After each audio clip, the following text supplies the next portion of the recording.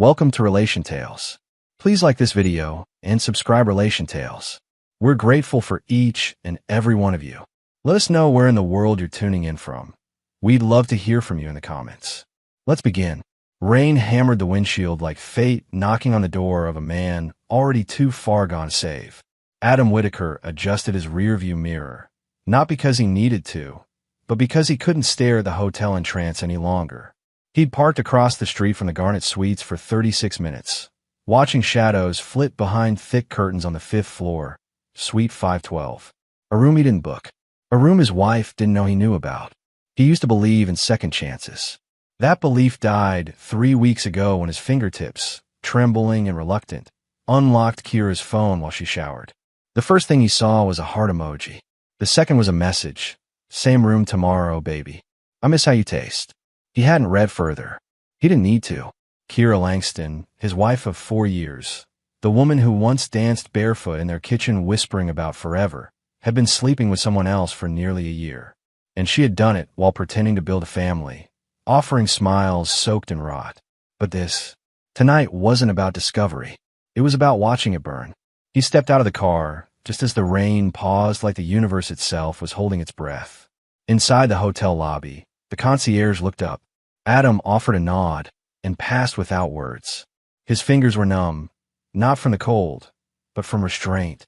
He took the elevator to the 5th floor, heart thudding like a drum inside a coffin. A cleaning cart stood abandoned in the hallway, half blocking the light that spilled from beneath the door of Suite 512. He didn't knock. He didn't have to. The moment the door opened, her laughter sliced into him like broken glass. She was wrapped in a silk robe, her wet hair clinging to her neck. The man behind her, taller, leaner, hair tousled from passion, held a glass of wine and the same smirk Adam remembered seeing on his own face on their honeymoon. "Kira," Adam said softly, his voice a scalpel in velvet. "Didn't know you liked Cabernet." The wine glass dropped. The silence screamed, and the man, Dean Madden, stared like he'd seen a ghost. "You're supposed to be in Berlin," Kira stammered. "You said." "I lied," Adam replied, stepping forward, brushing past her trembling form like a breeze turned storm. "Something you're very familiar with." Dean tried to speak.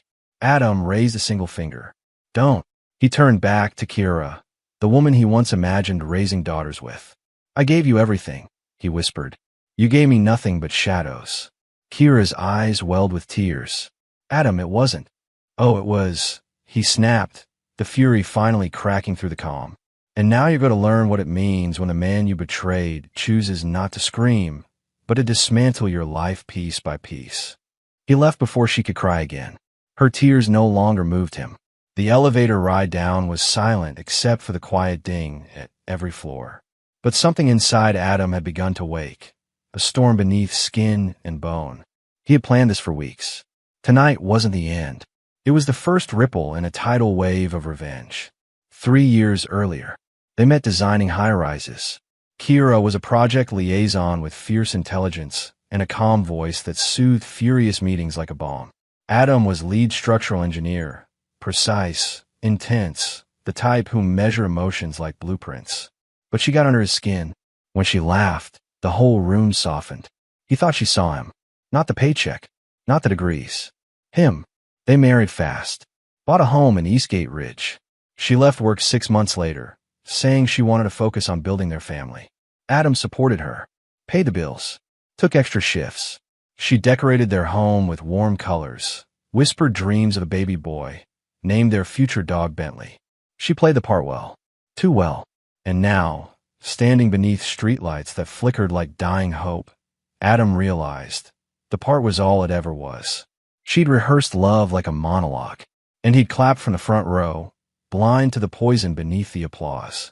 Back in his apartment, now a sterile rental overlooking the city he no longer trusted, Adam reviewed the files. Landon Strauss, his private investigator, had delivered everything. Photos of Kira and Dean kissing near the lake house Adam had built with his own hands. Expense log showing she used Adam's card to pay for a spa getaway, for both of them. Screenshots from burner phones. Voice memos accidentally recorded by the car's Bluetooth system. Adam hadn't cried. He hadn't raged. He got to work. Because this was no longer about heartbreak. It was war. Dean Madden, 38. Single father of two. Works as a VP at a failing cybersecurity firm. Lives in Hollow Creek. And worst of all, he used to be Adam's college roommate. Kira didn't just cheat. She did it with a man who once borrowed Adam's tux for his own wedding. Their affair began at a reunion barbecue. Adam was out of town presenting a keynote in Chicago. Kira stayed behind, citing migraines. She never had migraines. Only misdirection. Phase 1 was already in motion. Adam had moved every asset, stocks, bonds, property deeds, into a trust under his sister's name. Phase 2. Exposed Dean. But not with rage. With precision. Dean's company had secrets. Ones Adam's forensic contact was already digging into. Phase 3. Kira. He wasn't going to scream. He was going to make her beg to be unheard. Kira didn't know Adam was 3 steps ahead. She believed her tear-streaked cheeks and trembling apologies still carried weight. She didn't understand that when you break a man who builds for a living, he rebuilds. Stronger. Sharper. This time, he wasn't building a future. He was building her downfall. And Dean's too. Adam studied people now the way he used to study blueprints, searching for cracks, for quiet signs of collapse. He remembered the first time he sensed Kira pulling away. Her phone habits changed. No more leaving it on the kitchen counter. No more using his phone to Google recipes. Her laughter stopped sounding like warmth and started sounding rehearsed. She would pull away when he kissed her, only to initiate affection when she wanted something. Dinner reservations, a new coat, another trip to see her cousin. He remembered how she said she was so heartbroken about the 3rd failed pregnancy test. That lie stung worst of all. He'd held her as she cried into his shoulder, whispering about timing and God's will. But the truth? There was no attempt. She'd been on birth control the whole time. He found the prescription buried in the glove box. It was cruel, intentional, calculated. 1 week after the hotel confrontation, Adam sat across from a quiet woman with sharp eyes and no wedding ring. "Your wife's affair isn't the story," said Amelia Knox, senior journalist at Modern Integrity, a publication known for investigative pieces on corporate corruption. "It's how Mr. Madden's company is laundering encrypted crypto payments. You sure you want to go public?" "I don't," Adam replied, sliding a folder across the table. "I want him to go under. I just need you to point the flashlight." Inside the folder were months of digital traces, encrypted server logs, money transfers between dummy shell accounts, data scraped by a white-hat hacker who owed Adam a favor. Amelia glanced through it, whistling under her breath. "If I run this story, you'll never hear from him again." Adam didn't blink. Good. At the Langston family home, things weren't much better. Kira had been disowned quietly, not with shouting or slamming doors, but with silence. Her mother stopped answering her calls. Her father, once proud and vocal about her elegant life, had handed her a check for $1,500 and asked her to leave until the heat cools down. What heat? The entire neighborhood knew. Camille Madden, the betrayed wife, had posted a detailed public statement. It had gone viral. She didn't name names, but people put 2 and 2 together fast when a follow-up image was posted, a photo of Kira in Dean's lap, time-stamped and captioned "Loyalty." Some don't know what it looks like.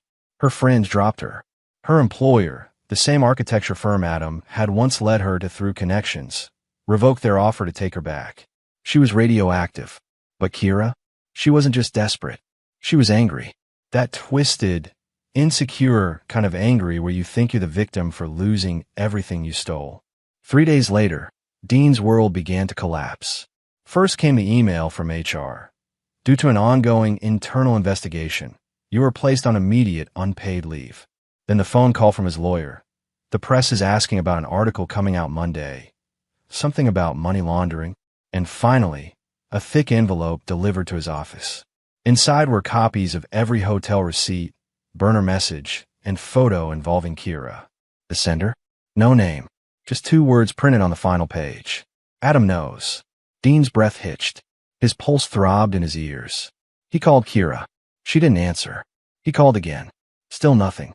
By midnight, Dean was packing a go bag and wiping his devices clean. He didn't realize how far Adam had gone. He hadn't just exposed Dean to the media. He'd reported Dean to the IRS.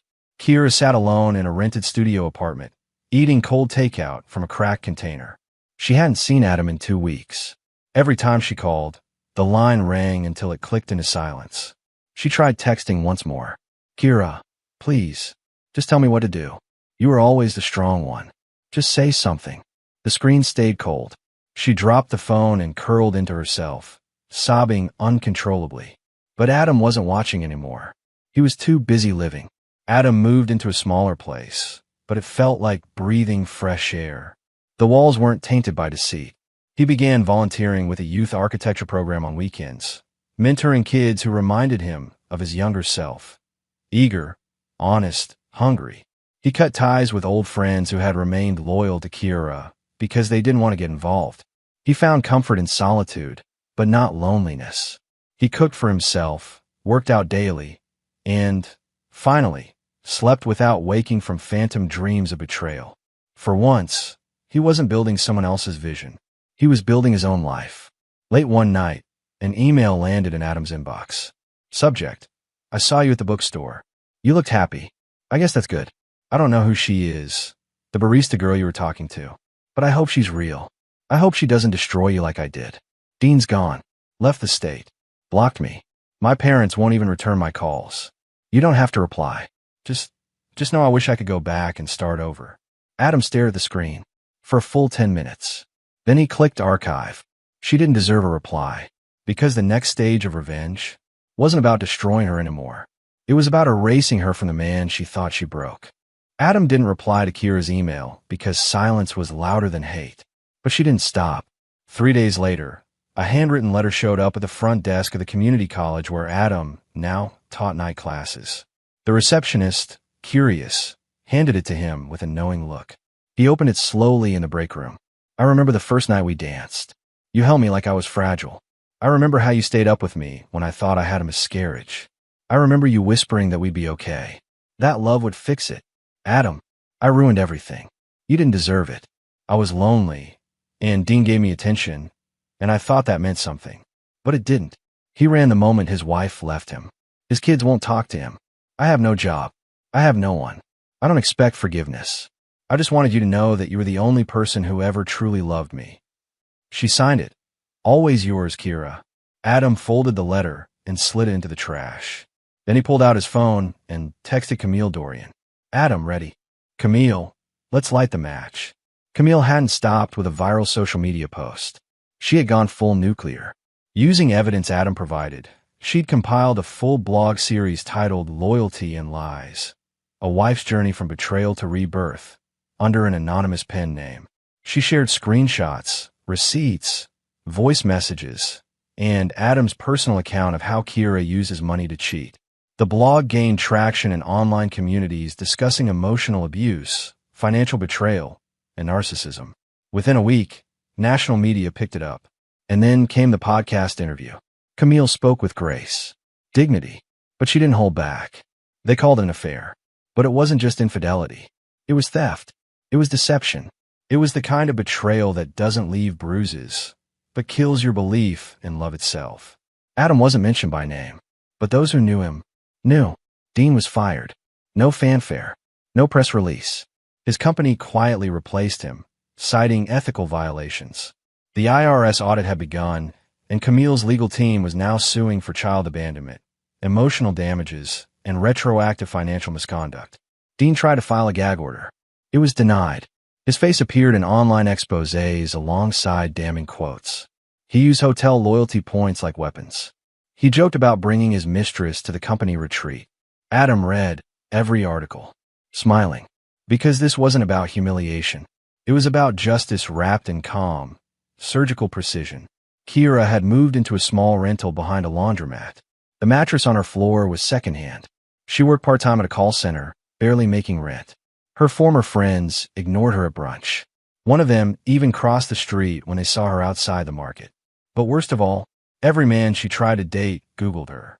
They all found the blog, even when she used a different name. That blog had become a permanent monument to her betrayal, a digital tattoo that never faded. She tried emailing Camille to ask her to take it down. Camille never responded. And Adam? He was too busy planting seeds of his new life. Emma, the barista, was gentle with her laughter and firm with her beliefs. She was nothing like Kira. She wasn't interested in status, credentials, or Instagram-worthy brunches. She loved crossword puzzles. She rescued cats. She brought Adam a lavender scone one Thursday morning and whispered, "You looked tired yesterday. Eat." That's when he realized he hadn't been kissed without conditions in years. Not since Kira. They weren't dating. Not yet. But the silence between them didn't feel cold. It felt safe. It felt honest. And that scared him more than betrayal ever could.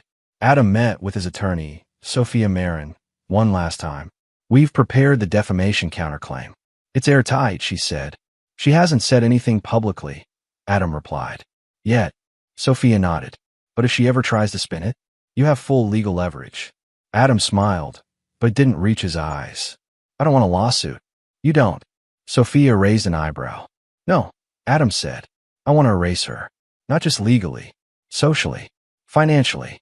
I want her name to rot in the mouths of the people who once praised her." Sophia leaned forward. "Then we're done. You've won." Adam shook his head. "No, I haven't won until she realizes she never mattered." That night, Kira stood outside Adam's apartment again. Same trembling hand. Same pathetic knock. He didn't open the door. So she sat down in the hallway and cried. For hours. No one came. No neighbors comforted her. No doorman offered tissues. No man came running to scoop her up and whisper forgiveness. Just like that, she became a ghost.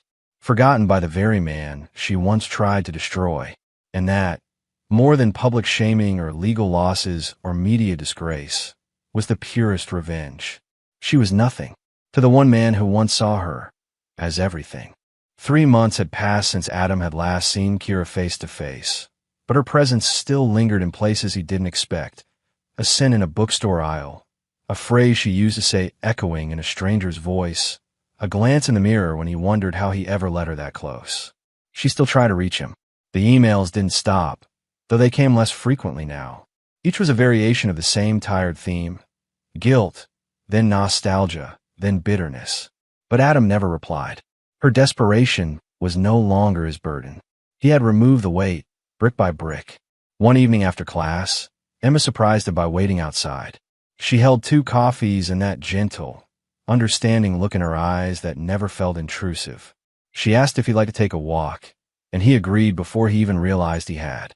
They wandered through the city, like people who weren't trying to impress each other. There was laughter. It didn't feel forced. For the first time in years, he didn't feel watched or judged or worn down by pretending. He liked her. But more than that, he liked who he was when he was with her. That night, as they said goodbye, Emma looked at him and asked softly, "Is there someone still holding part of you hostage?" Adam stared at her for a long moment, then shook his head. "There was," he said, "but not anymore." But peace never arrives unchallenged. 2 days later, he received a letter from a law firm representing Kira. She was threatening to sue for defamation, claiming the blog Camille posted had irreparably harmed her professional and social reputation. Adam stared at the letter for 10 full minutes, then let out a dry laugh. He knew this move wasn't about money or justice. It was about control, her last pathetic attempt to stir him. He forwarded the letter to Sophia. Within hours, she filed a formal counterclaim, attaching not just the receipts and images again, but sworn affidavits from Camille and even Talia, the friend Kira once used as an alibi. It was over before it began. The law firm withdrew within the week. And still, Adam didn't reach out. He didn't need to. That silence, that deliberate refusal to see her, to acknowledge her, was louder than 1,000 shouted arguments. It left her suspended in the wreckage of her own choices, screaming into a void that no longer had ears for her. But Adam had more to do. He scheduled a visit to the nursing home where Kira's estranged grandmother still lived, a woman she hadn't seen in nearly 6 years. He brought her flowers and a photo album, one that Kira had left behind during the move. The woman smiled and thanked him, clearly remembering Adam more fondly than she did her own blood. As he left, the old woman whispered, "You always had more heart than she knew what to do with." On the drive home, he didn't feel righteous. He felt free. One final message from Kira came that night. It simply read, "You win." Adam deleted it without reading the rest. Because winning wasn't the point anymore. Living well was. And she would never know what that felt like again. 6 months later, Adam sat by the window of a small coffee shop in a part of town he used to avoid. It wasn't glamorous. Chipped tables, noisy students, a barista who played jazz that clashed with the weather outside. But something about it felt human, real. Emma slid into the seat across from him, grinning as she placed a muffin between them. She wasn't polished or dramatic. She didn't try to fix him or probe his wounds. She just sat with him. That, he learned, was what healing really looked like. Not the big declarations, but the quiet moments that didn't ache. He hadn't heard from Kira in weeks. Her social media was gone. Mutual friends, even the nosy ones, had gone quiet. Word was she'd moved to another state. Changed her name. Trying to start over somewhere, no one knew her face. But reputations were hard to outrun in the age of screenshots. He doubted she'd escape what she'd built. He didn't wish her pain. Not anymore. She had destroyed herself far more effectively than he ever could have. Dean. He was still under investigation. Camille had won full custody, started her own wellness brand, and was becoming a voice for betrayed women. She sent Adam a postcard once. It just said, "Free looks good on both of us." He kept it taped to the fridge. Adam never told Emma everything. Not all the details. But one evening, months into knowing her, he admitted softly, "I used to think revenge would make me feel powerful. But it didn't. It just gave me peace." Emma smiled, not asking for more. She just took his hand. And that, he thought, was the difference. Kira had taken everything sacred and made it transactional. Emma didn't want pieces of him. She just wanted to be there when he exhaled. So he did. Long and deep. And in that breath, he let go of the last thread tied to a woman who thought love was something to use. She would always be haunted by the damage she caused. But Adam, he was finally free.